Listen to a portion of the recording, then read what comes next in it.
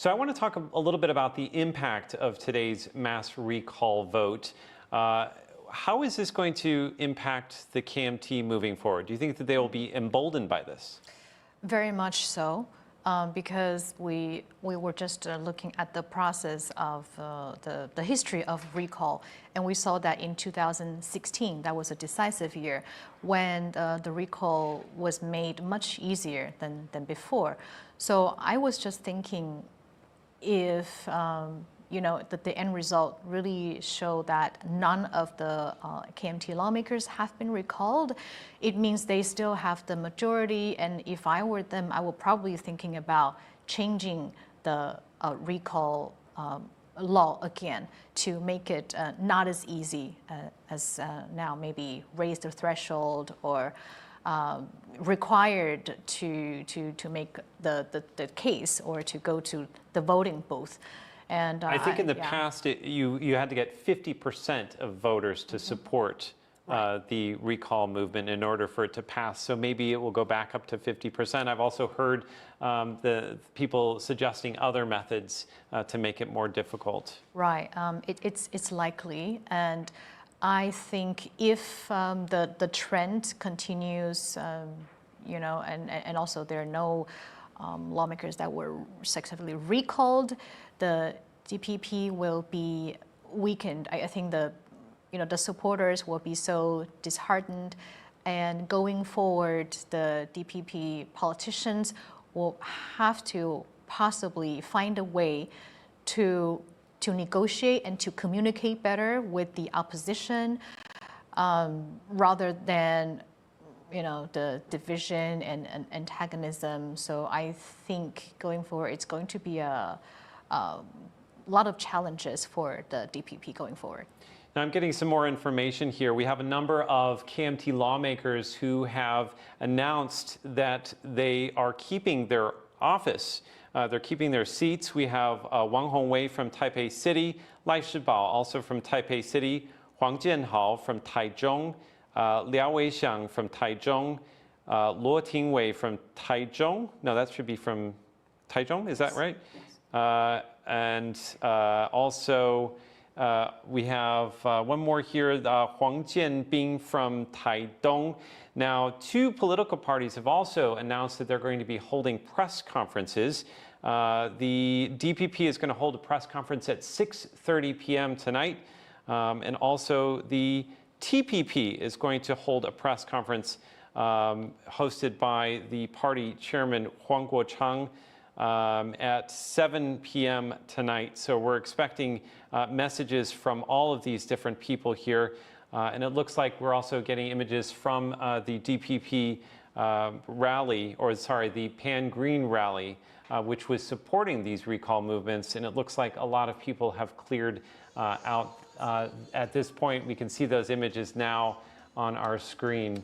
Now, some are saying that these recall movements, or the push to recall people, is a sign that Taiwan is more polarized than ever. Others are saying that Taiwan was more divided in the past. What would you say?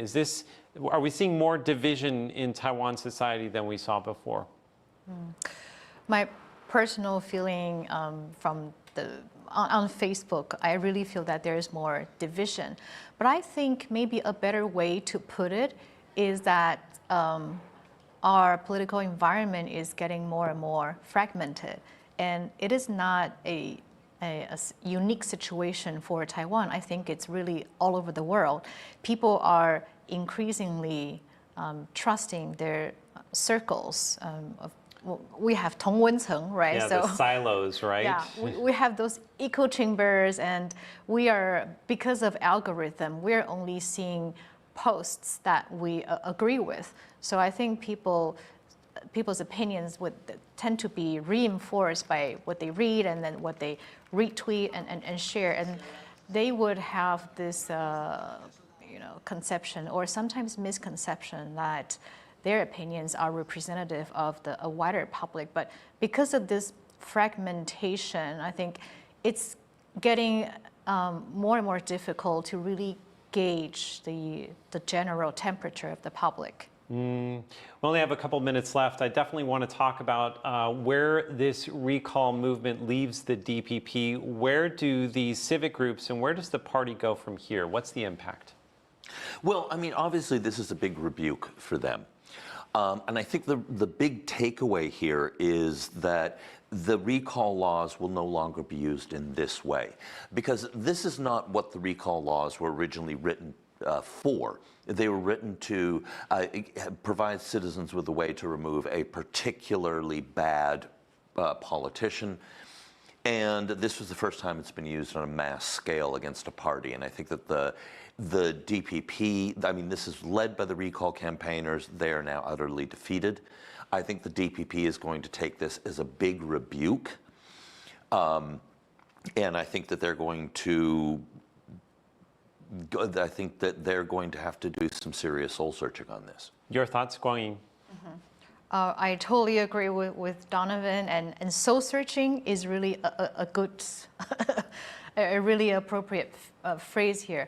I think, I asked the same question to Nathan Bottle in Academic Sinica in my podcast, Taiwanology. So I asked him, is the mass recall really the best way for the party to come back at the other end?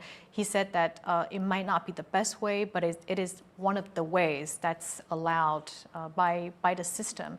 But like Donovan said, maybe the parties, they will really think hard, think twice before they're going to launch a massive campaign like this going forward. All right. Well, thank you to both of my guests, Guang Ying and Donovan, and thank you for watching Taiwan Recall Vote 2025. Be sure to stay tuned to Taiwan Plus for all the latest updates on the mass recall movement. You can also follow us on social media. Download the app, the Taiwan Plus app, and also visit TaiwanPlus.com. There's a lot more information